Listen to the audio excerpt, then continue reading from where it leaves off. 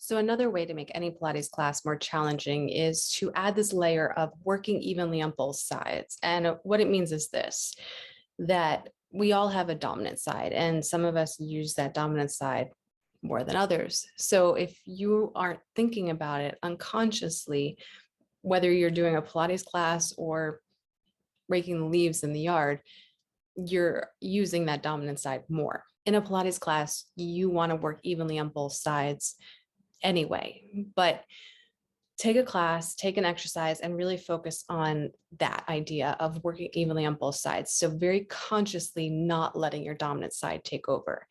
Now, this may mean that for a time you need to put more focus into your less dominant side, or feel that your less dominant side is actually taking over for the exercise, and then kind of go back so that you're overcompensating and then moving the pendulum back to the middle so that you are actually working evenly on both sides. But the idea is to add this layer to every single exercise throughout an entire class of really focusing on evenly working both sides of your body the entire time.